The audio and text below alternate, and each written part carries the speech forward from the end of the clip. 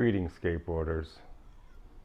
Welcome back to the Deck Cave for another installment of It's About Skateboarding with Truck Bolts. That's me. Last time I said I wanted to talk to you about skateboarding, and that's not really right. I want to talk with you about skateboarding. This isn't about, it's not about me, and it's not about what I'm not telling you how it is. I just want to talk about stuff and explore the ideas that I have, and maybe it'll trickle out and you guys will have some ideas of your own. So, that being said, tonight things I'm going to talk about are our origin story and the skateboard journey. Now, when I say origin story, I'm talking about everybody's origin story. Everybody has one, from being just a normal person to becoming a skateboarder. All the stories are different, but they all end the same with somebody becoming a skateboarder. So, I'm going to share my origin story, and it's not about me, it's just I'm hoping to spur some memories that you had of when you first encountered a skateboard, when you first truly became connected with the skateboard, when you crossed the Rainbow Bridge to the other side and you look back and all of a sudden the world was different, and of course there was the sun went behind a cloud and the Rainbow Bridge disappeared, so you were trapped there with this new view of the world as a skateboarder, where you saw things differently than everybody else. All of a sudden a curb wasn't a curb anymore, like for just being the edge of the road or something to keep the water from flowing into the grass. It became completely different to you. You saw the world different. Stairs are different. Handrails no longer a handrail. Swimming pools no longer for swimming. Embankments no longer just so the dirt doesn't erode in the weather. All this stuff that seemed just benign part of infrastructure, all of a sudden to us became a wonderland, like when Dorothy opens the door in Wonderland, and in Oz, and all the colors change and everything's bright. All of a sudden the world was different to her.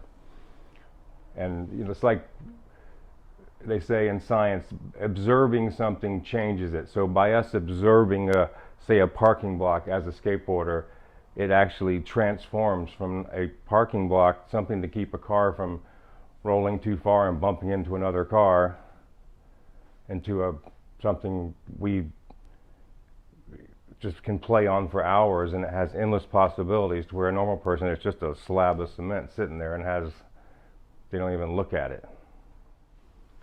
All right. So my origin story is like this. When according to my mom, I rode my big sister's Goofy Foot skateboard, Nash Goofy Foot, in the early 60s, but I was so young I don't remember, so I can't claim that as part of me being a skateboarder, because I don't even remember. But she says it happened. But my first recollection of a skateboard, where I really became aware of skateboarding, it's kind of a long story, so bear with me. It was 1971, I believe, and our family was going to I'm from Florida, by the way. But my dad was from New York City, or New York State. So we were going to visit relatives in New York. And for me, this was going to be a big adventure, because we were going to ride a train up there. I'd never taken a long train ride or anything like that. And to me, as a young, I was like maybe 8 or 9 or 10, was really just an adventure to me. And then I was going to go to New York City and see the big city and all the big buildings. And I was going to see snow. In my mind, as soon as I crossed the Mason-Dixon line, it was going to just be snow all the way in the north. I just thought the north was covered in snow. And so I was excited. Well, the train ride wasn't so great, because our sleeper car that we had assigned or reserved didn't come through, And we all had to sit in chairs the whole way up there for 36 hours or however long it was. And it was kind of miserable. My parents hated it. And I had sort of fun because I was young running around, but after a while I wanted to lay down in the bed. Okay, and then, of course, when I crossed the Mason-Dixon line, there wasn't any snow. There was no snow all the way to New York City. I was super bummed. I was like, man, no snow. So we get to New York City, so I'm excited to see the city. But we get out of the train, they shuffle us into a cab. I'm the small kid, so I get stuffed in the middle. I don't see anything. The buildings are all tall. It's nighttime. I see no New York City, none of that magic giant buildings I want to see, you know. So then we go to my aunt's house, and they all hang out, and I'm a young kid by myself. I mean, there's no other kids my age or whatever on this trip. And so then they wind up taking me to Aunt Gogo's house in upstate New York because there's snow there, almost just for me. So the whole family gets in cars and heads to up to Aunt Gogo's house on the farm. And I get there, and there's snow, but it had rained the night before, so there was a super hard crust on all the snow. You couldn't make snowballs. It was just kind of this sketchy, slippery, crunchy death. So my whole thing wasn't panning out. I was kind of like, every little thing I dreamed of was, I got to sled a little bit on a frozen over snowmobile path, but it was like a super gnarly death toboggan, and half the time you went out in the other stuff and broke through and stopped. So that's Chuck's trip so far. We're there at night. All the older folks are in the other room, drinking, talking, smoking. It was the 70s. Hanging out. And I'm just the kid in the house, farmhouse, nothing to do. So I walk into this one room. Over in the corner, light blue roller derby skateboard with clay wheels. I don't remember much, like I say, about skateboarding before that, but when I saw it, I knew what it was. And fortunately, there was a hardwood floor in that house. So I put that thing on the floor, pushed off across the room, stopped on the other side off a dresser drawer thing, and pushed off back and forth. And I literally did that for hours. While they out there talked and drank and caught up and family talked, me just back and forth across this room, boom, boom, boom. That's all I did until they made me go to bed.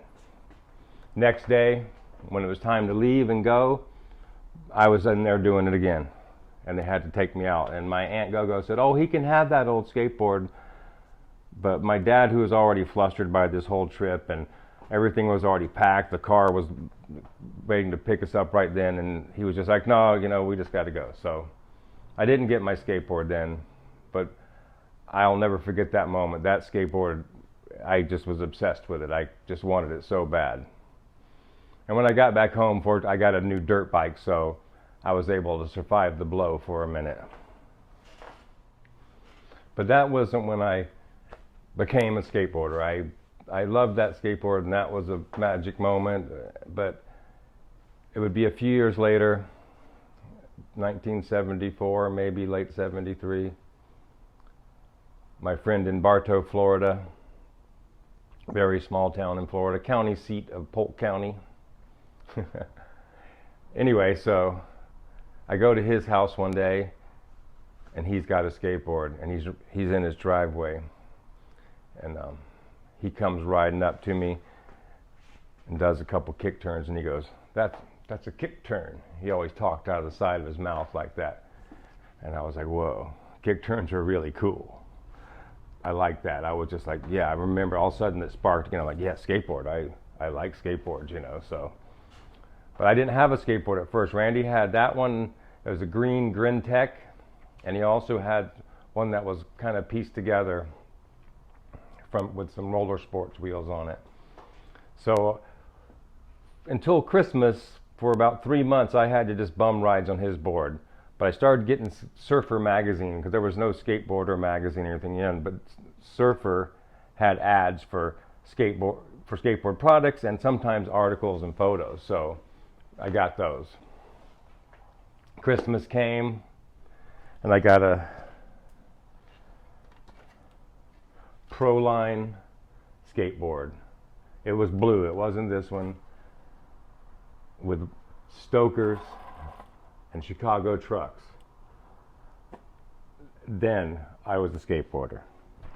I had my own skateboard. Every day, that's all I just could not wait to skateboard. The minute I got home from work, I even had a nice dirt bike, and I was more concerned with riding my skateboard.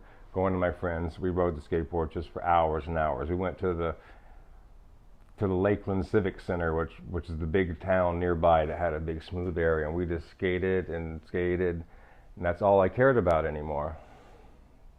I had crossed the Rainbow Bridge.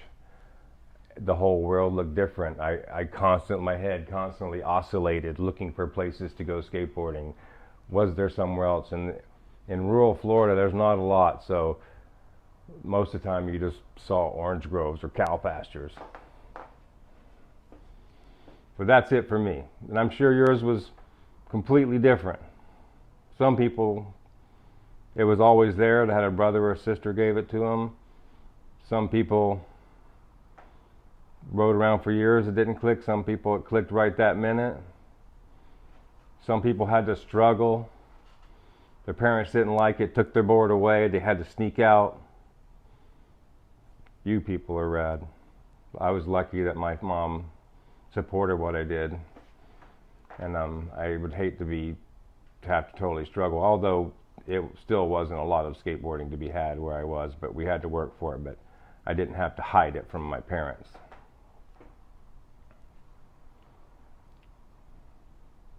So I hope that you guys maybe share your own story with your friends. Send me a message about it if you feel like it. And just enjoy the fact that you're on the other side, and help me and the rest of us will keep exploring what we can do with this and keep changing our view of the world and such. All right? All right.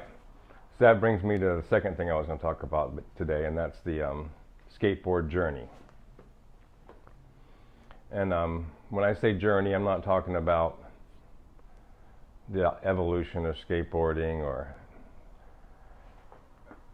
what I'm talking about is, originally, before all this civilization and stuff, humans traveled in a more serpentine path in their life. There was no straight Roman roads. You had to maneuver around, look for things, and the journey was almost constant. But now we get in our little boxes, and it's all about the destination. The roads are straight. We try to get there as fast as possible. We roll up the windows, change the climate, listen to music, stuff like that. We just want to get there. But deep down inside, we still crave that journey. And I feel like when we're skateboarding, we're taking little journeys. It's basically a never-ending journey. The trick isn't the destination, it's something that happens on the journey. If you're skating a curb, for instance, you might do a 75, 100 laps that night. Little journeys that go to nowhere but start back to where you started from. And you're just enjoying the journey.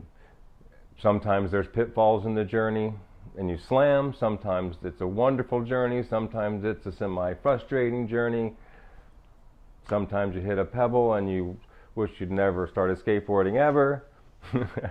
But you just keep going. And even when you're done and you're back at home sleeping in your bed and the session's over, the journey's not over, because you plan on continuing it at the first opportunity you get. As soon as you're rested or have the opportunity, or not working, or the park's open, or the security's gone from your favorite spot, you're continuing that journey.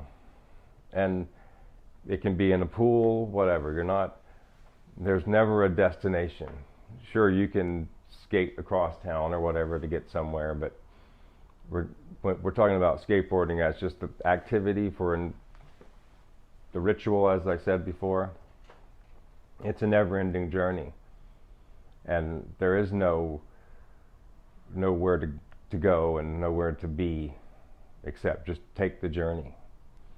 And during that journey, you will grow, you will suffer, you will laugh, you will put yourself in situations and meet people and enjoy things and learn about everything from music to art, all because on that journey, your little journeys, other people will be taking journeys as well.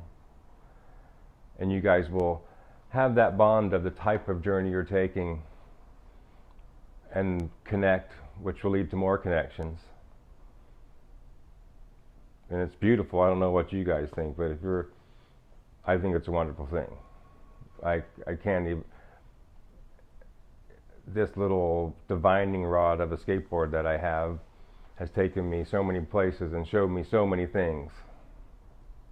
And I don't plan on stopping the journey until I just can't go anymore. And when it's over, I'll be very grateful for the journey. Speaking of being grateful, I'm extremely grateful for those of you who take the time to listen to me. I'm enjoying this because I've actually learned more and had some fun new ideas just because of this, because I know I'm going to be talking to you guys. I get to think about skateboarding more, and we all like that. Nobody likes anything better than to fall asleep thinking about skateboarding and wake up thinking about skateboarding, and you know, that's what we do. Okay, I got one more little thing. We like to think about skateboarding. This is something I'm off the top of my head here. You ever get back from a session? There's a bee in here. You ever get back from a session and look at your skateboard and read it like tea leaves, and okay, I was working on feebles today, and you look at your notch or something, or oh, I was riding that one red curb I like, stuff like that. I know I do. Just if you were working on a trick, you can totally see where you were, and it reminds you. And your skateboard's like it's like it has little tattoos made by what you do. When I was a kid in the 70s, there was a pool in Atlanta, Georgia, the Blue Room. It was painted blue. Hard to get in without getting busted. If you came to the skateboard park and had blue paint on your board, everybody just looked at you like, Blue Room. Anyway, so that's that. So that's what I have to talk to you about tonight. And like I said, I'm extremely grateful. And I got one more thing to add here, actually. 25 Labor Days ago, I met my wife, Debbie. Best thing that ever happened to me. I dedicate this episode to her. Love her to death. Love our daughter, Kaylee. And I basically love everybody. I don't have time for anything but skateboarding and love. So, skateboard as much as possible. Chuck Bolt says, goodbye. Goodbye.